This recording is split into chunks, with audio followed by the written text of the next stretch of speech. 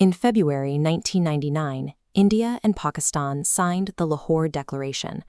The agreement was intended to establish a permanent baseline of peace along the border, but by May, that security vanished. Under the cover of winter, Pakistani soldiers and infiltrators crossed the established border, moving undetected across the high ridges. These forces occupied strategic mountain peaks in 3 distinct sectors: Kargil, Dras, and Batalik. From these heights, the intruders overlooked National Highway 1A. This road is the primary ground link between Srinagar and Leh. This road is a vulnerable artery.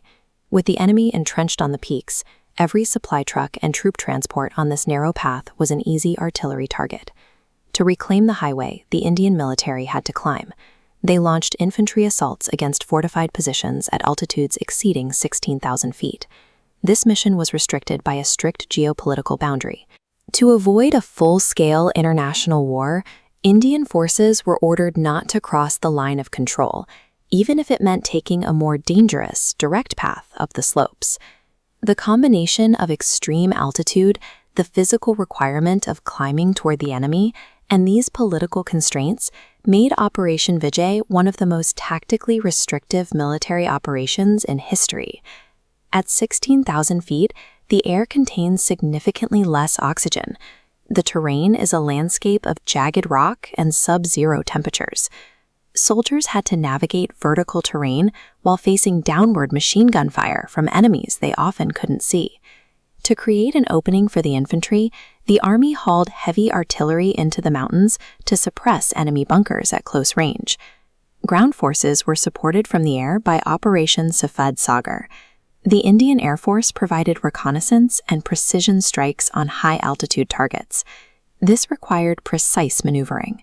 Pilots had to dive in thin air to deliver their payload, then sharply pull up to avoid crossing the line of control boundary. Success in this vertical environment required abandoning standard doctrine and developing new tactics for high-altitude, boundary-restricted combat. While the fighting intensified in the mountains, the Indian Navy expanded the strategic scope of the war with Operation Talwar. By forming a blockade line in the Arabian Sea, the Navy threatened Pakistan's primary trade routes and its energy supplies at Karachi port. This pressure forced the Pakistani military to keep its main strategic reserves in the south to defend its coast.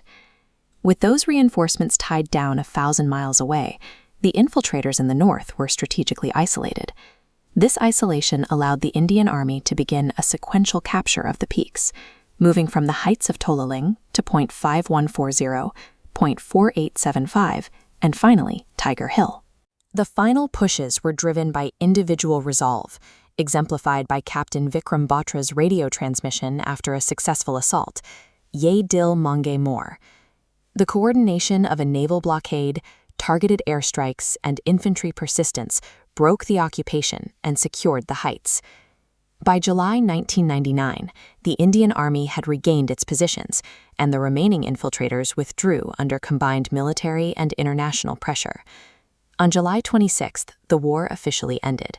India celebrates this date as Kargil Vijay Diwas to mark the restoration of its territorial integrity. The victory also revealed critical vulnerabilities. The initial intrusion highlighted gaps in border intelligence and the need for constant surveillance in the high-altitude sectors. In the years following the war, India prioritized defense modernization, focusing on better border management and a new doctrine of joint operations between the Army, Navy, and Air Force. The victory was achieved through the actions of thousands, including the 4 soldiers awarded the Padam Veer Chakra for their courage during the assault. The Dras War Memorial stands today as a tribute to those who served and as a permanent reminder of the cost of Operation Vijay. Operation Vijay secured the highway and led to a shift in India's military architecture, integrating the 3 branches into a coordinated command and upgrading border surveillance to ensure a covert intrusion of this scale could not happen again.